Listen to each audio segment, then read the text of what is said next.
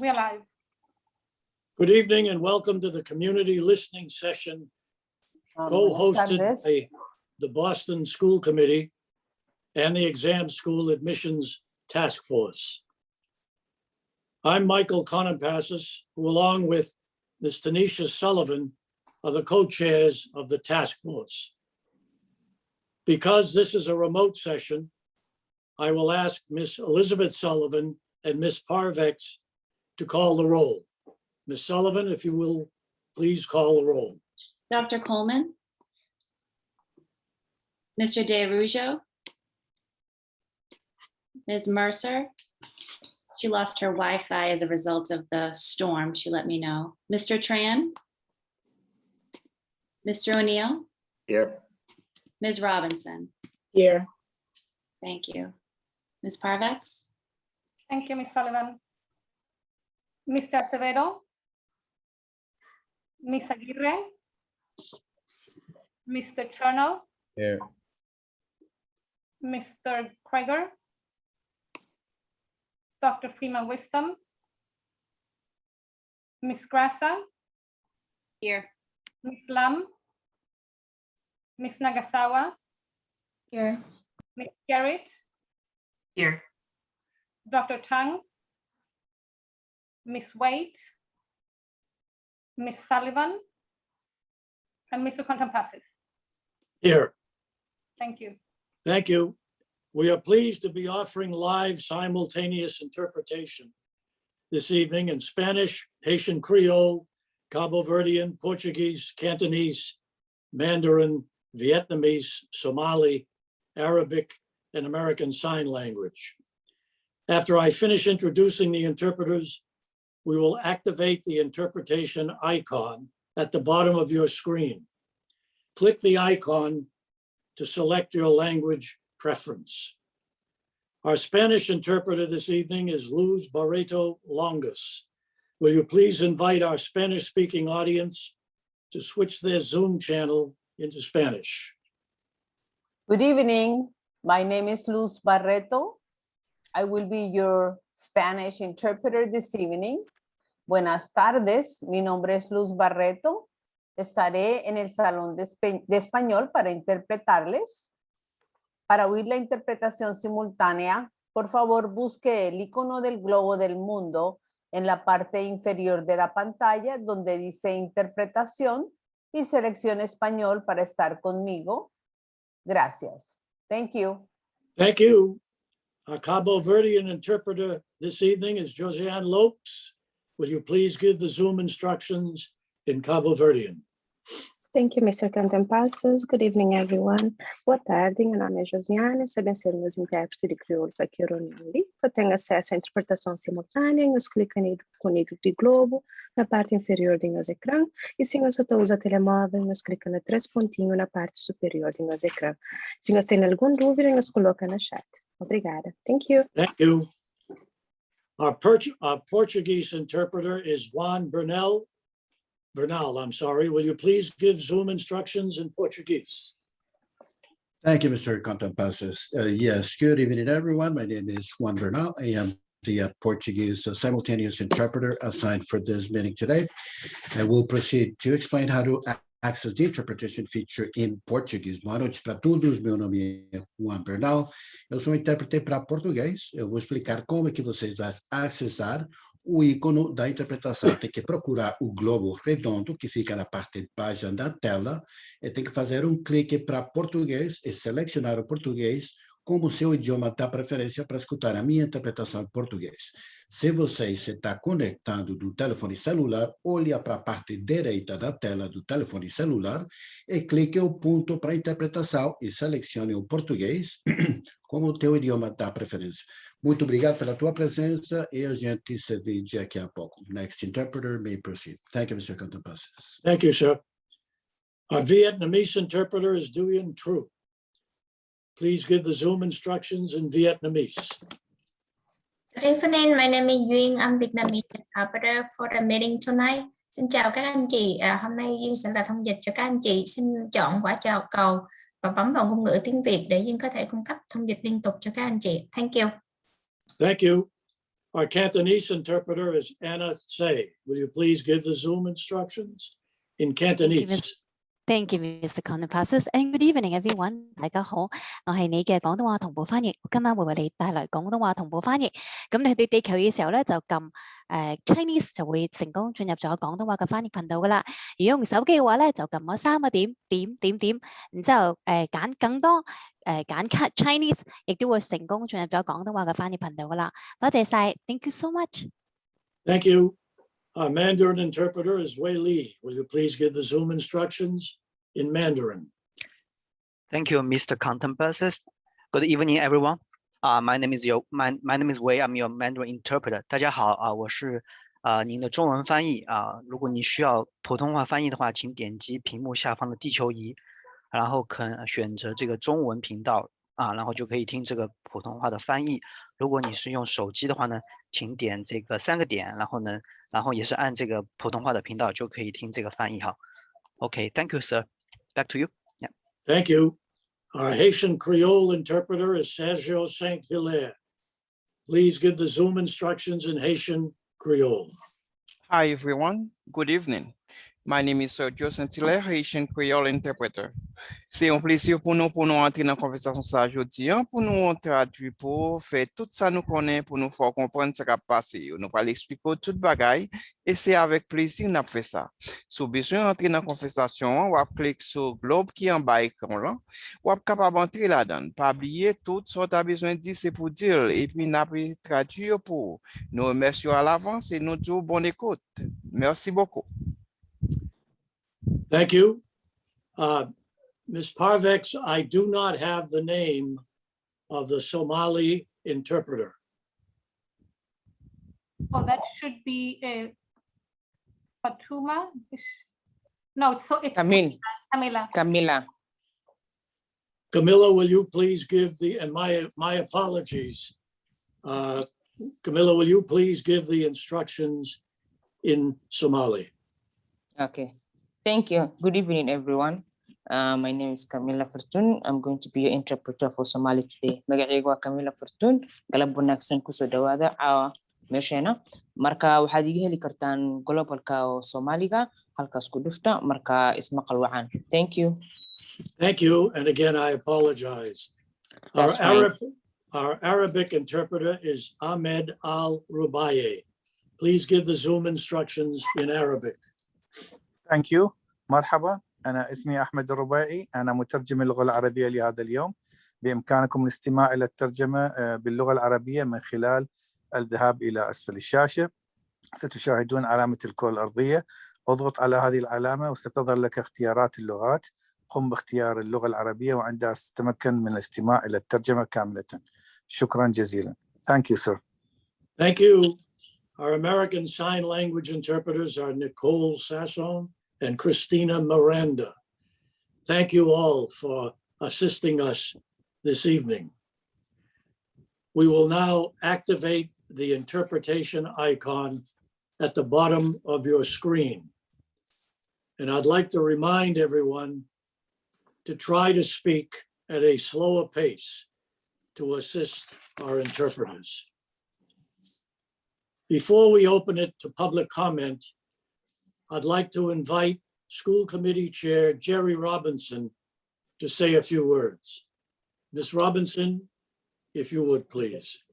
Thank you, Mr. Contempassus.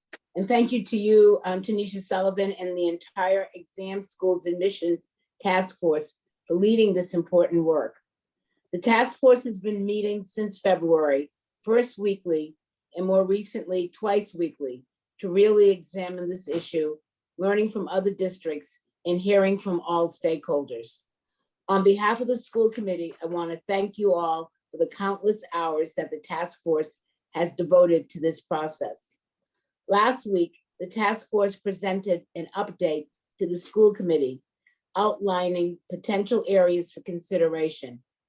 I encourage everyone to read that update, which is posted on the committee's webpage at bostonpublicsschools.org/school committee. Tonight is an opportunity for us to hear from the community before the task force narrows down its final recommendations which it will present to the school committee on June 30th. The committee will vote on a final exam schools admission policy in July. For many people, this is an issue that stirs up a lot of passion. I get it.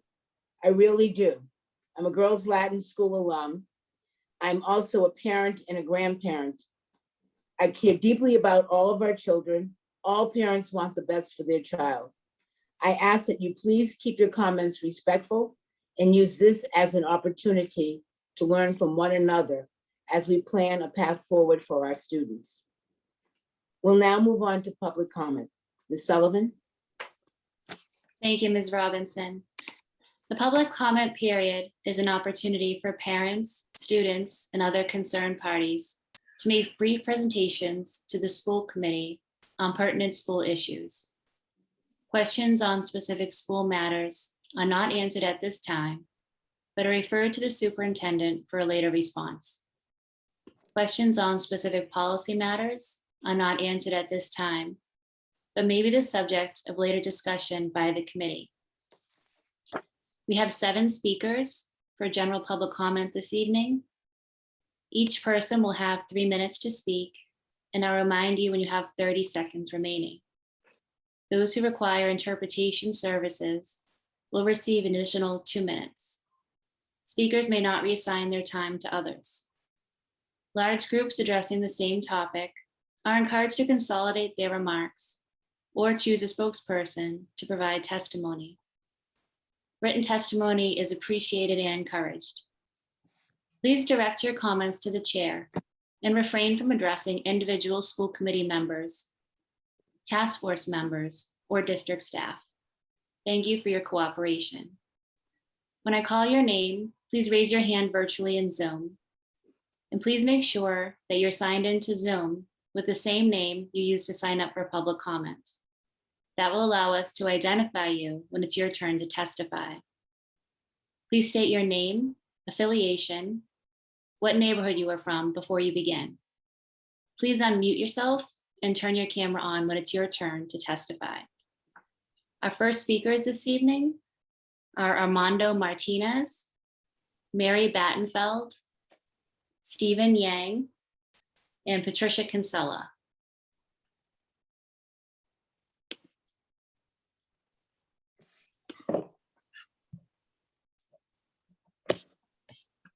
Armando Martinez. Am I first? Yes, good evening. Oh, okay. Sorry, I had to rejoin. I might have missed something. So I have 3 minutes? Yes. So I am Armando Martinez. I'm a resident of Mattapan, Boston. I'm a 2016 graduate of Boston Latin Academy. My brother is a 2012 graduate of Boston Latin School. And I want to start my testimony for why I'm sort of in favor of opening up the exam school in that route. So my sister didn't attend either of the exam schools. My sister was raised in the same house as my brother and I. She went actually to the same college as my brother and I. She also is a master's student. She's actually graduated. She's a master's graduate, and I'm a master's student right now. All of us did the ISE PEC prep program at BLS. And if you ask me, we're all equally capable. But for some reason, she didn't end up going on the same track as us. She went to Fenway High and graduated 2018. If there's supposed to be, if the tests as an entry exam are supposed to be some metric of future success, some gatekeeping method, yet everybody in my family as siblings all have the same path and we all have the same graduation. We're all master students, all eventually going to get our masters. It just feels weird. The difference between my sister and my brother and I is that she wasn't an AWC student and my brother and I were AWC students. And if you ask me, whenever I've talked to people at Salem State University, which is all 3 of us are graduates of Salem State University, that was the big thing. The AWC pipeline straight to exam schools is very stark. And it's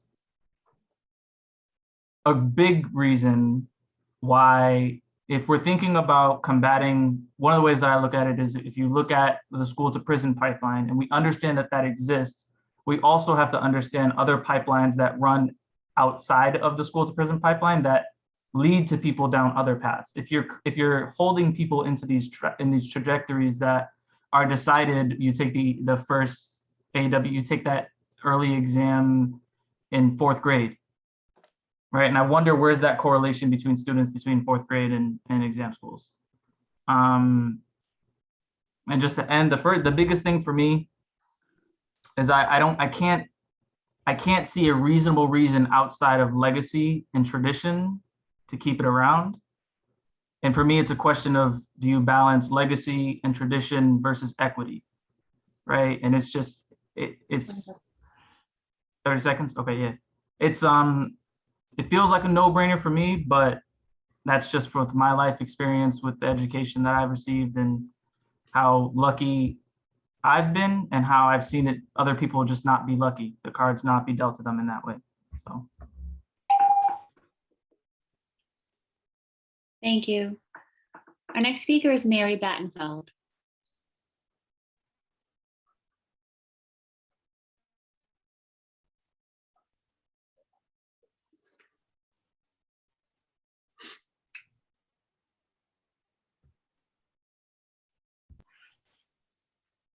Good evening.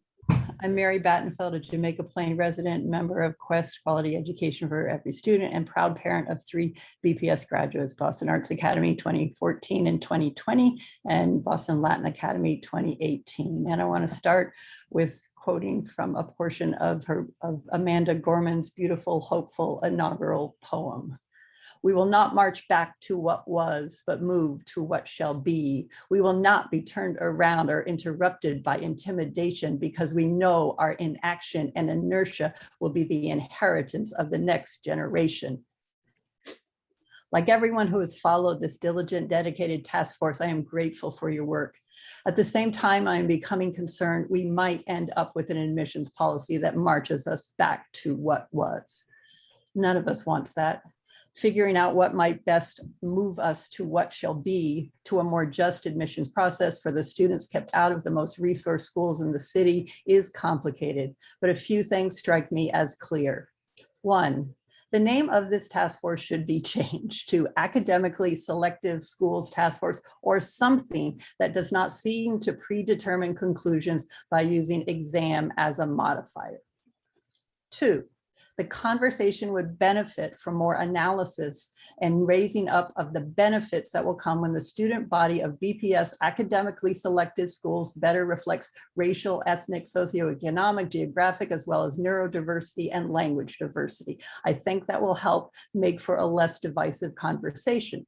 How, for example, can BLS students be said to be getting an education that prepares them for the future when they attend a school that has 0 English language learners? In addition, as Loyola University professor Kate Filippo demonstrates in her study of Chicago, competitive school choice is a contest without winners. The process is stressful for all students at a vulnerable time, affecting their self-image, driving wedges between students, and contributing to a poisonous, racist, anti-democratic environment in which only some disproportionately white students merit a decent education. 3, reject a test. That you can't use one for next year's admissions with the pandemic exacerbating testing inequities is, I trust, self-evident.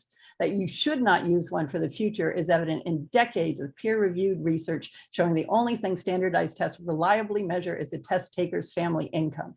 That research explains why in a district where at least 63% of students are economically disadvantaged, only 18.9% of Latin school students are.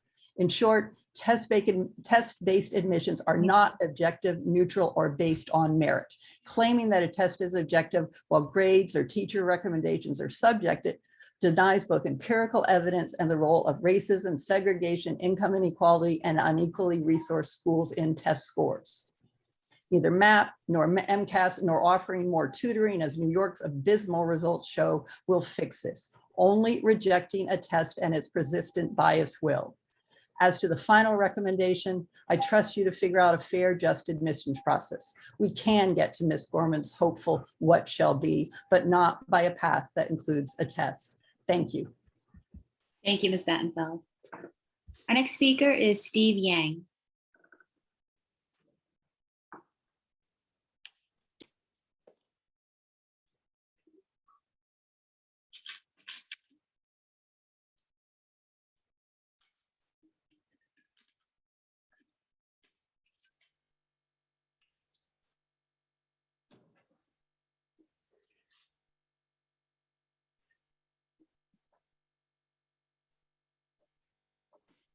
I don't see Mr. Yang signed into this meeting.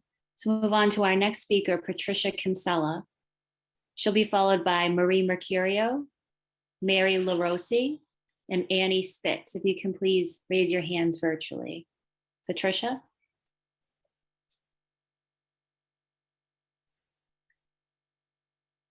Hi there, can you hear me? Yes, good evening. Hi, good evening, thanks.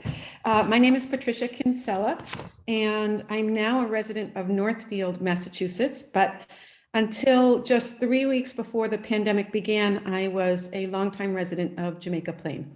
I am the parent of 2 young adults who went through the Boston Public Schools.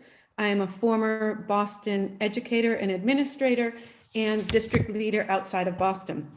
For many years, I was the point person for these districts in interpreting and presenting standardized test data to school committees, educators, and the larger community.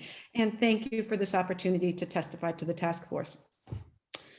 I urge the task force not to include grade 5 MCAS scores in any revised admissions policy. With conviction, I can assert that MCAS scores are a valid proxy for neither student achievement nor student potential. Others have and will continue to share with you the research base documenting the low value of most standardized test scores. I will share a story that suggests past harms will almost certainly repeat themselves if we continue to misuse test scores. When transitioning several years ago from the legacy MCAS to the next generation MCAS, the state made an eye-popping admission, one missed by most observers. As a state, we needed a new test because the old one, the one used up until that moment for high stakes decisions like high school graduation or school and district rankings, was volatile and unreliable. On a single PowerPoint slide among the legions of slide decks and memoranda we administrators received was a graphic depicting this volatility. A second graphic depicted the anticipated reliability of the new MCAS. The volatility of the old and the purported stability of the new related in large part to cut scores, which are human judgments made with human values, subject to human frailties, politics, and group dynamics. The implications were profound, and I was stunned. Our test was so flawed that it needed to be scrapped. Alongside its admission, however, the state provided no acknowledgement of the harm it had caused for years by making policy decisions based on faulty scores. No taking of responsibility, no recognition of the students who unfairly didn't graduate. Instead, the state was waving a wand, turning the page, and inviting us to believe that new test scores would represent immutable truth. I was a member of the state's public ed leadership cohort at the time, and I can tell you there was no hue and cry over this emperor has no clothes admission. Perhaps because the graphic was buried. Perhaps because we were all overworked and focused on the crises closest to hand. And perhaps we didn't rise up because the implications were too unsettling. The issues before you are heavy with historical weight and are roiled by contemporary strife. I do not envy you your task, and I have no solutions. But my story does suggest one certainty. If we continue to put our faith in test scores that are inherently flawed, we will inevitably learn years from now that our misplaced faith has harmed the children and youth we serve. I encourage the task force to devise an admissions policy that does not rely on grade 5 MCAS scores or any other type of standardized test scores. Thank you. Thank you. Our next speaker is Marie Mercurio.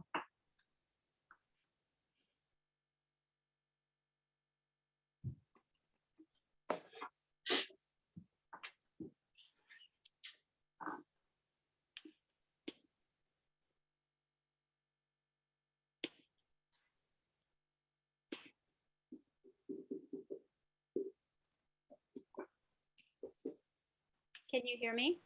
Yes, good evening. I'm sorry, I don't know if my camera is working. Is that okay? Yes, you can go ahead. Okay, sorry about that. Hello, my name is Marie Mercurio. My son's just completed 8th grade at BLS and 5th grade at the Curley Elementary School.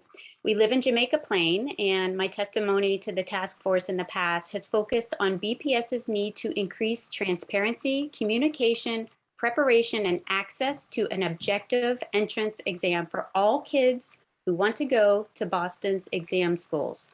All kids, all races. Keep it fair and just, keep the playing field level. The onus is on BPS to find all of these children, educate them, prepare and provide them with the appropriate opportunities to ace that exam. BPS needs to really step up their game around exam awareness if they choose to keep this exam. Competition makes all of us stronger. You have to work for it. Not getting what you want can also make you stronger, and that includes my children. There have been some great ideas over the past month's discussion. School Committee Chairwoman Robinson proposed the creation of more exam schools and one without an entrance exam while keeping the same academic standards. What a fantastic idea. And you've heard this before, but let's fix what is actually broken. The lower schools and their inability to prepare children so they all have the opportunity to be successful in whatever school they desire. Without a solid foundation, any structure will fail. For me, this has never been about race. These conversations between parents and advocates have led to anger and very hurt feelings in the community. Twitter wars and doxing have ensued. We are all entitled to our opinions. If you know me and my family, our time in this community and in BPS schools, you know that I would understand and care about the push for diversifying Boston Latin School. I also have my own personal reason for fighting. One of my children will be up against whatever policy is selected this fall. Let him fairly compete against the hopefully thousands of other kids in this city who are appropriately made aware and prepared to go to exam schools. Please, let's figure this out soon in a fair and just manner. So many of us, and I'm sure including yourselves, would like to move on. Thank you so much for all of your countless hours and discussions around this. Have a good night. Thank you. Our next speaker is Mary LaRossi. I don't see Mary signed into our meeting. If you're with us, Mary, if you could please raise your hand virtually. Mary LaRossi. After Mary, we'll hear from Annie Spitz.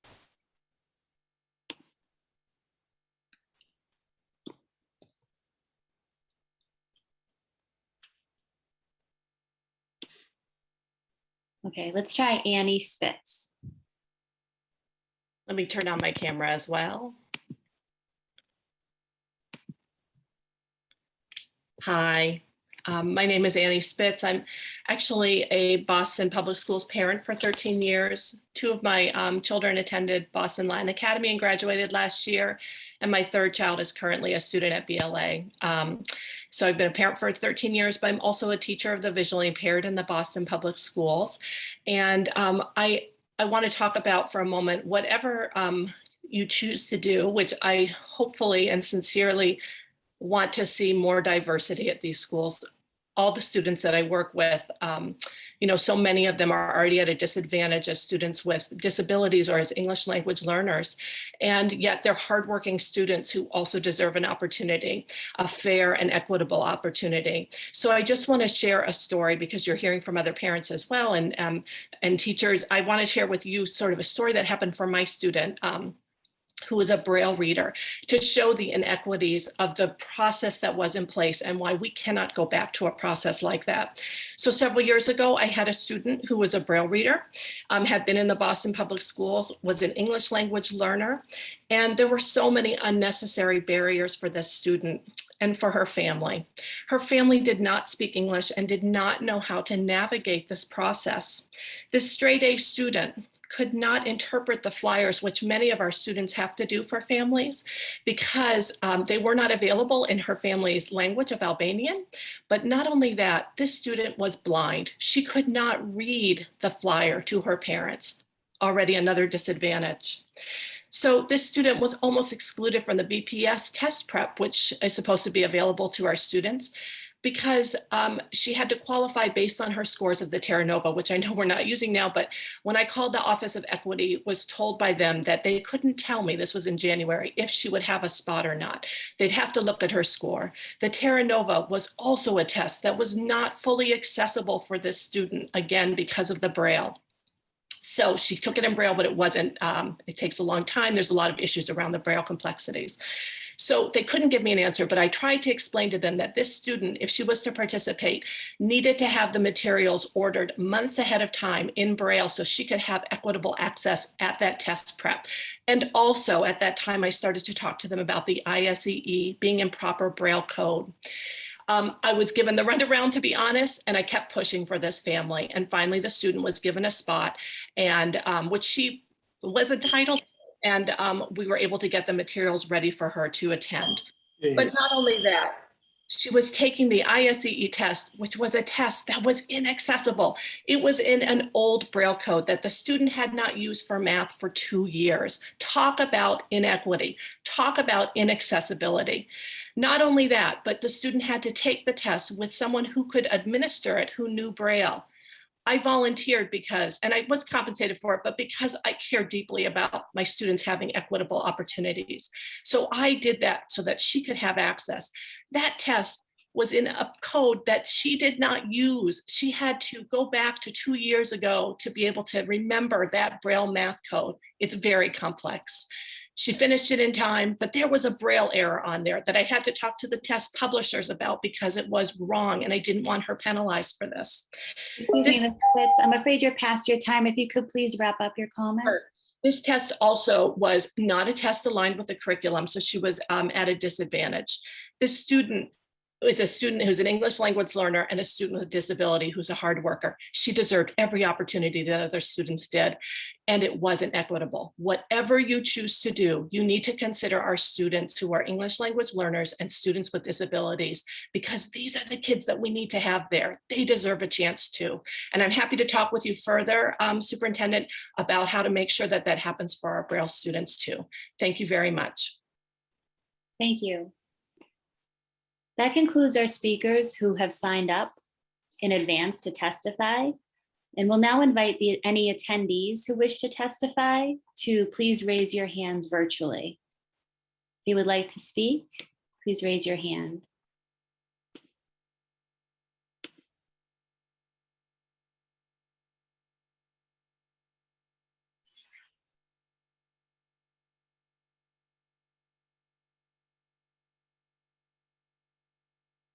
Anyone else who's an attendee is welcome to raise their hand if they'd like to testify this evening.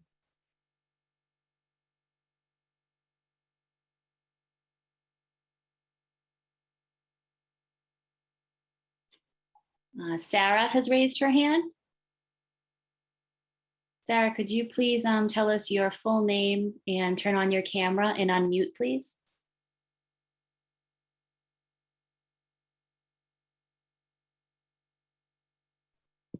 And Ms. Sullivan, neighborhood, please. And neighborhood. Hi, my name is Sarah. My son is going to be entering the 6th grade this fall, and I do feel as though that exam schools should keep their exams, because we are talking about merit schools, here schools with high rigor. And so in order for these schools to maintain the high academic standards with what these schools are all about, we need to keep this exam in place, because that is what these schools are about, to get the best. It doesn't matter where they came from. They all need this equal opportunity to be able to get these schools into the exams. We do need a way to account for the grade inflation, because I understand that that's an issue too, but if we can just, and maybe also possibly consider the MCAS as well. have that being an optional this past year, I realize that makes it more tricky. But to have the stances of allowing students to be able to get there because they have the knowledge, and to have all students have access to this knowledge is important. But I do feel that exam schools being what they are, we need to keep the exam. Thank you. Thank you, Sarah. Could you please give us your last name for the record? Adair. In your neighborhood, please? I live in South Boston. My son goes to school in Dorchester. Thank you very much. Do we have any other speakers for public comment this evening? You can please raise your hand virtually.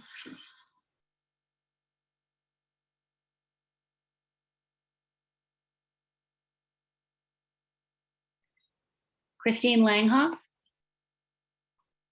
can you please unmute and give us your neighborhood and turn on your camera, please?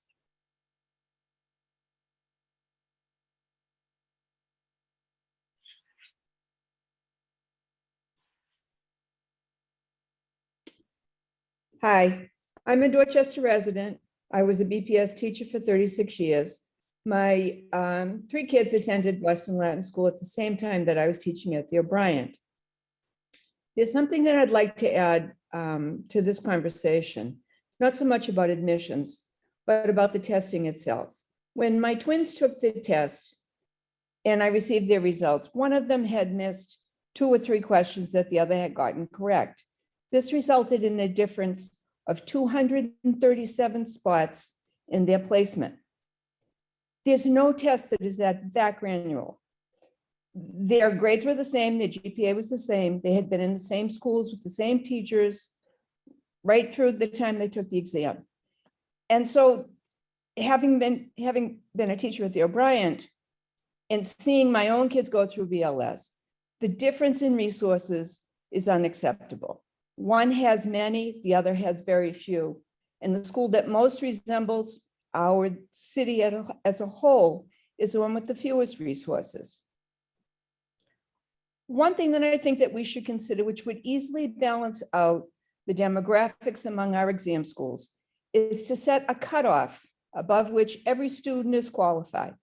You can do that by a combination of teacher recommendations, GPA.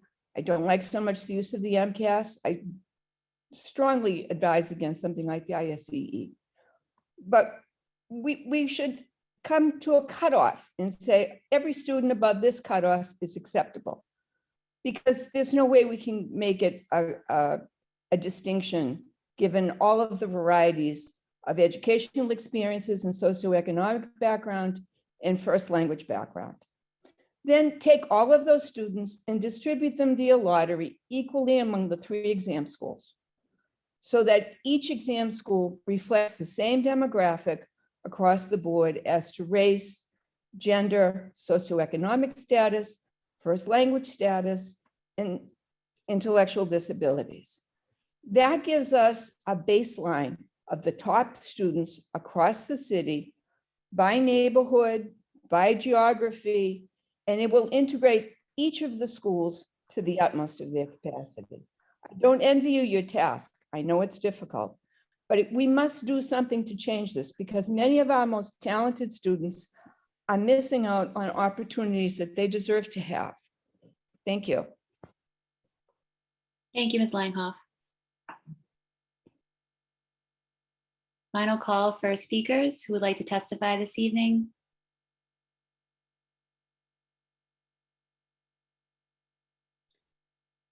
Micah Brown. Can you please unmute yourself and tell us what neighborhood you're from and turn on your camera, please.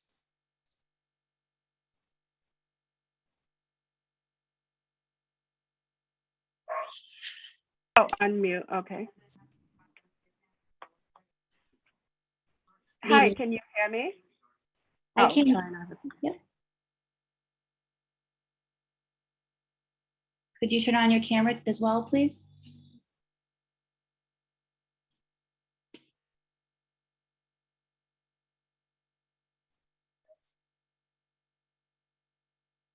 mute. Hi, I apologize. Can you hear me? Yes, good evening. Hi, good evening. India Brown from the Dorchester area. I apologize. I'm a little unprepared tonight. I happened to just stumble across this email, so I have not participated in the prior meetings, but just listening in tonight. I am a former Boston Latin School graduate, and I have two children. One, I did not take the Boston Latin exam, and I currently have a daughter enrolled at Boston Latin School now. Just listening a few comments, I would strongly vote against using the MCAS as an entrance criteria. Just listening, I would wonder why we would think that the MCAS would be okay, but wanting to do away with the exams. My personal opinion is Boston Public Schools should create a program or do a much better job preparing the Boston Public Schools for the exam. I know my daughter was not in BPS prior to attending Boston Latin, and she did not have preparation. We kind of sought out different resources, but even encountering children within Boston Public Schools, some of them are not even knowledgeable on the exam, where to go. I mean, how does that happen when you attend BPS and the schools, the teachers are not letting the children know, or even creating a program for them, like tutoring or preparing them for the math. Even the MECO, they don't prepare the students, but they do have like a little circle where a few of them can get together to learn the type of math. So why wouldn't BPS do something where the children can come together and have a tutoring program or some type of prep program to prep them for the exam? I mean, just saying the exam is no good. I mean, one of my thoughts is if students or families or the teachers are not doing anything to prepare them to get in, I guess I'm a little fearful as once these children get into the school, will they be able to keep up with the school? Because as I said at the beginning, I have two children. One, I did not even allow to take the exam because I know my student and I know my child, and he would not have been successful at the school. So thank you for listening. Thank you very much. Our next speaker is Christina Zhao. Christina, if you can please unmute, turn on your camera, and tell us what neighborhood you're from.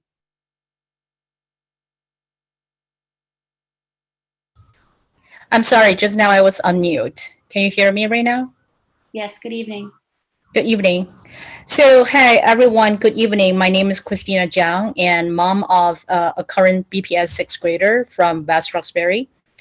First and foremost, I would like to thank our task force committee members and also the school committee for taking on such an extremely challenging mission to provide equitable education opportunities for all students in Boston, no matter what race they are. I myself have always been a strong advocate for racial and gender equity, both in my corporate role and the community I live in. And I'm also a huge beneficiary of diversity and inclusion opportunities created by this great country. I came here 16 years ago with a major merit-based scholarship to get my MBA degree, and after 16 years hard work, I finally successfully established myself in my company. Today, I would like to take this opportunity to use my own personal experience as example to support my advocate for keeping the exam for the exam school. When I was young, when I was in China, my dad didn't actually have the chance to finish the middle school, and my mom only graduated from a vocational school in China. But they were both dedicated and devoted parents when I was a kid. To them, they would rather invest their money sending me to piano lessons than buying a TV or dining outside. I know a lot of parents in Chinatown, in Boston, are doing exactly the same thing as my parents, including myself. So if I can succeed, why can't the kids from the lower income families in Boston, they succeed? The success of kids is really to a large extent dependent on kids' hard work and parents' dedication, not necessarily the income. So in my opinion, instead of abolishing the exam for exam schools and lowering the bar for talent selection, there are more that we all can do and should do. So I would advocate, please focus on providing the equitable education opportunities or resources to the BPS K-6 students. Please provide more support to the low-income families to enable them become responsible, supported, and dedicated parents. To echo what Mr. Counterpass stressed so many times in the task force meetings, the hardworking kids deserve a spot in exam school.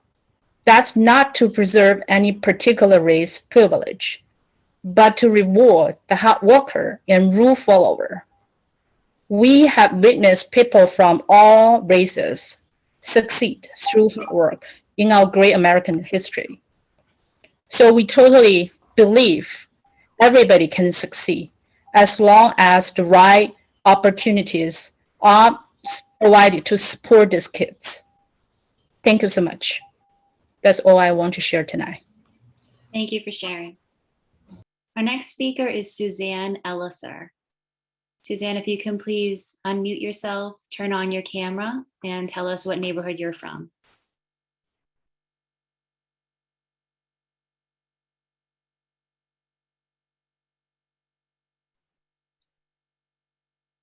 Hi there, my name is Suzanne Elsasser. I live in Brighton.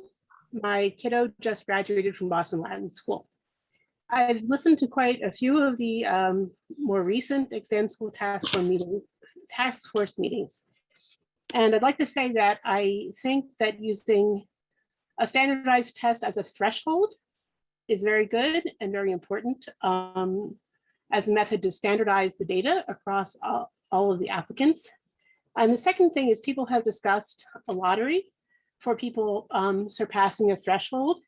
And I would say that it's an interesting idea, but rather than place kids at random in the schools, I think the lottery should, if used, give students a choice where to attend. Because I can tell you, not everyone loves Latin. My kid does, almost to a fault. But there are some students who would really be better suited to the O'Brien. And from a commuting standpoint, there are kids who would also be better suited to choose one school over another. And even though Brighton to Boston Latin is just a few miles, it's a 50-minute commute in each direction. So that's all I have to say. Thanks very much. Thank you. I'll invite any other speakers who wish to testify to please raise your hand virtually.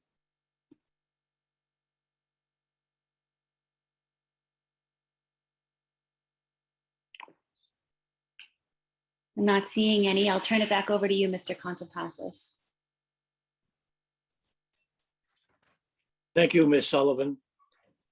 And as we prepare to close this evening, I want to thank everyone who spoke and shared the unique perspectives that we heard this evening. Your testimony is very important to us, and rest assured, we will give it its due review. We'll hold another joint listening session tomorrow, Wednesday, June 23rd, from 4 to 6 p.m. The Zoom link is posted on the committee's website, bostonpublicschools.org/school committee. Please share that information with your networks so that all voices will continue to be heard. The next remote meeting of the Exam School Admissions Task Force will take place on Thursday, June 24th, beginning at 5 p.m. The Zoom link and all information related to the task force can be found at bostonpublicschools.org/ESA Task Force. If there is nothing further, Mr. Condon Passes, actually, I do have just a note of thanks.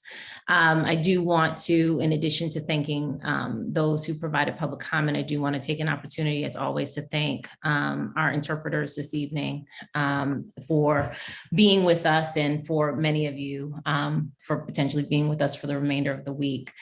Greatly appreciate your time and commitment, in addition to, of course, our task force members and school committee members and our superintendent and staff that are here tonight. Thank you. thank you, Ms. Sullivan. If there is nothing further, I will entertain a motion to adjourn the meeting. May I have a motion, please? So moved.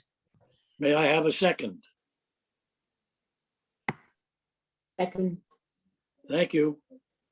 Is there any discussion or objection to the motion? Hearing none. Ms. Sullivan and Ms. Parvex, will you please call the roll? Dr. Coleman, Mr. DeRujo, Ms. Mercer, Mr. Tran, Mr. O'Neill, Yes. Ms. Robinson. Yes. Thank you. Ms. Parvex, Thank you, Ms. Sullivan. Mr. Acevedo, Ms. Aguirre, Mr. Chernow, Yes. Mr. Kreger, Dr. Freeman Wisdom, Ms. Grassa, Yes. Ms. Lam, Yes. Ms. Nagasawa, yes. Garrett, Yes. Dr. Tang, Ms. Waite, Ms. Sullivan, Yes. and Mr. Contampasses. Yes. Thank you.